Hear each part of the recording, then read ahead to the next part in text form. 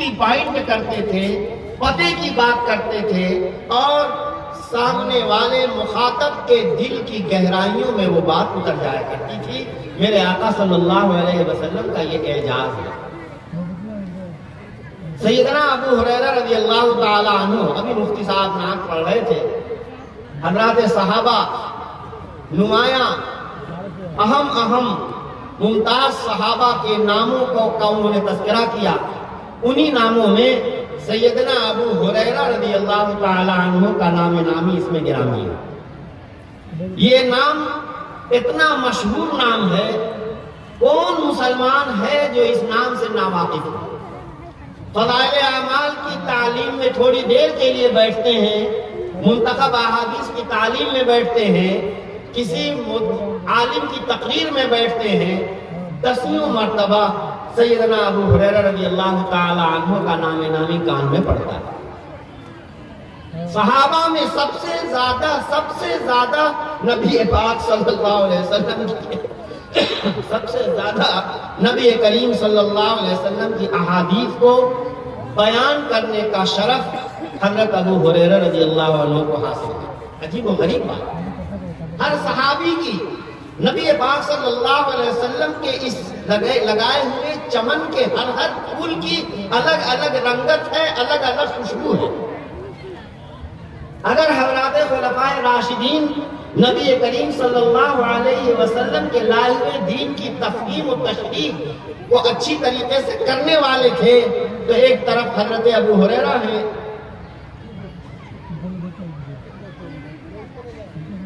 جو نبی کریم صلی اللہ علیہ وسلم کی حدیثوں کے سننے کے حد درجہ حدیث تھے، یمن سے آئے ہیں، مسجد نبوی میں آ کے پڑھ گئے، کیا کھائیں گے، کہاں رہیں گے، ضرورتیں کہاں سے پوری ہوں گی، سب سے بے نیاز ہو کر مقصد ہے تو صرف کہ نبی پاک صلی اللہ علیہ وسلم کے آستانے پر ہر وقت ابو ہریرہ پڑا رہے۔ نبی پاک کیا کہتے ہیں ابو ہریرہ اپنے کان سے سنے، نبی صلی اللہ علیہ وسلم کیا کرتے ہیں ابو ہریرہ اپنی آنکھ سے دیکھے، یہی مقصد تھا۔ اور صحابہ کے گھر بار ہیں، دکانیں ہیں، تجارت ہے، کھیتی ہے، مشغولیات ہیں۔ جب وہ صحابہ ہوتے تھے تب بھی ابو ہریرہ موجود ہوتے تھے، اور صحابہ جب اپنے گھروں کو چلے جاتے تھے، اپنے کاروبار میں چلے جاتے تھے، تب بھی ابو ہریرہ یہاں موجود رہا کرتے تھے۔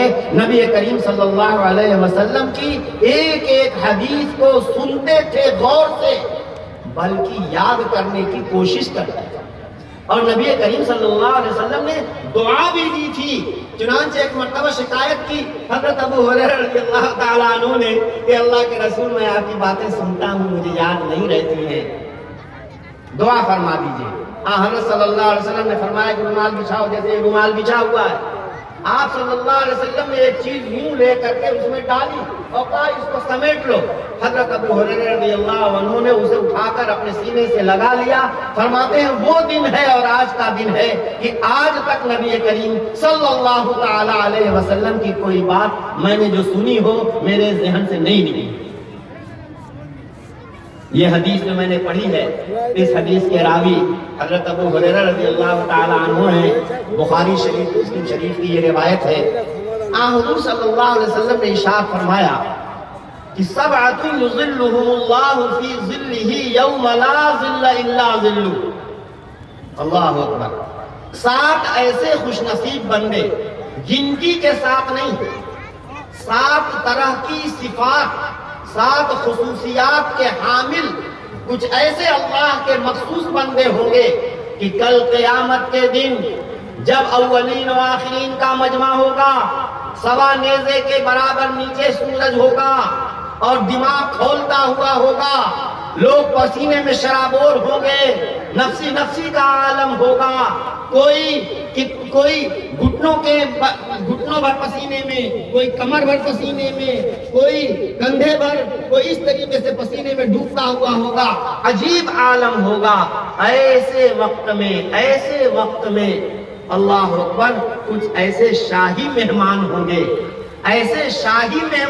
گے، خصوصی مہمان ہوں گے کہ لا يحزنهم الفزع الاکبر وتتلقاهم الملائکہ، یہ بڑی گھبراہٹ، یہ نفسی نفسی کا عالم، یہ پریشانی کا وقت، ان کو کوئی پریشانی نہیں ہوگی، بڑے سکون سے ہوں گے، فرشتے ان کا استقبال کریں گے، لپک لپک کر کے ان کو لائیں گے اور عرش الہی کے سائے میں ان کو ٹھہرایا جائے گا۔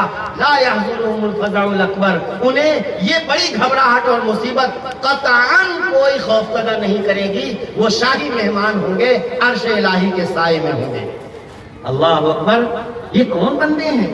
کیا انہوں نے کیا ہے؟ اللہ تبارک و تعالیٰ کا ان پر کیوں اتنا خصوصی اکرام ہو رہا ہے؟ وجہ یہ ہے کہ واقعتاً انہوں نے اپنی دنیاوی زندگی میں اس ہائی گریڈ کا مجاہدہ کیا ہے، اس اعلیٰ درجے کا انہوں نے مجاہدہ کیا ہے، قربانی دی ہے، نفس کو کچلا ہے، اللہ کی مرضی کو ہمیشہ مقدم رکھا ہے اور نفس کو اور اپنی ضروریات کو ہمیشہ پیچھے کیا ہے۔ یہ وہ 7 خوش نصیب بندے ہیں کہ آج اللہ تبارک و تعالی اولین و آخرین کے سامنے ان کے ساتھ شاہانہ اکرام فرما رہے ہیں اور عرش الہی کے سائے میں جگہ دے رہے ہیں۔ کون لوگ ہیں؟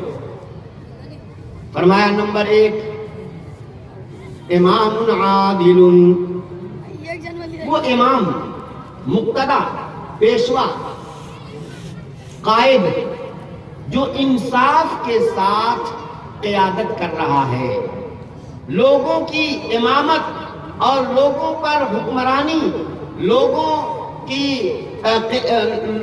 کی رہنمائی انصاف کے ساتھ کر رہا ہے، امام عادل۔ اللہ اکبر، قربان جائیے، بہت جامع لفظ ہے امام عادل۔ کیا مطلب؟ اگر کوئی بادشاہ بن گیا، وزیر اعظم بن گیا، اس کے نیچے کا صوبے دار بن گیا، اس کے نیچے کا ضلع کا ڈی ایم بن گیا، اس کے نیچے آ کر کے وہ کیا نام ہے کہ شہر کا چیئرمین بن گیا، یا اور اس کے نیچے آ کر کے گاؤں کا مکھیا اور پردھان بن گیا، اس کے نیچے آ کر کے گھر کا ذمہ دار بن گیا۔ فرمایا ہر آدمی اپنی اپنی جگہ پر کچھ لوگوں کا مقتدی ہے اور کچھ لوگوں کی دیکھ ریکھ اور حفاظت اور نگرانی اس کے ذمے ہے۔ فرمایا میرے آقا صلی اللہ علیہ وسلم نے کلکم راعٍ وکلکم مسئول عن رعیتہ، تم میں سے ہر شخص ذمہ دار ہے، ہر شخص چرواہا ہے، ہر ایک کے ذمے کچھ نہ کچھ لوگوں کی حفاظت، نگرانی، تربیت اور ان کے حقوق کی رعایت لگائی گئی ہے، اور ہر ایک سے پوچھا جائے گا کہ جن لوگوں کی نگرانی اور ذمہ داری اس کے ذمے لگائی گئی تھی اس نے ان کا حق ادا کیا یا نہیں ادا کیا۔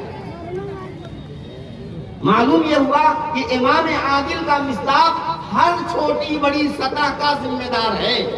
مدرسے کا محتمم بھی اگر ایمانداری کے ساتھ، عدل و انصاف کے ساتھ، اپنے ماتحتوں کے ساتھ زندگی گزارتا ہے، ان کے حقوق کی رعایت کرتا ہوا ان کو لے کر کے چلتا ہے، تو میرے دوستو امام عادل کا وہ مصداق ہے۔ گاؤں کا پردھان اگر وہ اس پردھانی کو اپنی ذاتی جاگیر اور ذاتی مالداری کا ذریعہ نہیں بناتا ہے بلکہ خلق خدا کی خدمت کرتا ہے اس کے ذریعے سے، میرے دوستو خلق خدا کی خدمت کرنا عبادت ہے۔ اگر آپ گاؤں کے پردھان ہیں، آپ شہر کے چیئرمین ہیں، یا کسی بھی سطح پر آپ کو کوئی نہ کوئی ذمہ داری ملی ہے، تو ذمہ داری ایک امانت ہے، عہدہ اللہ تعالیٰ کی جانب سے ایک امانت ہے۔ یہ عہدہ، یہ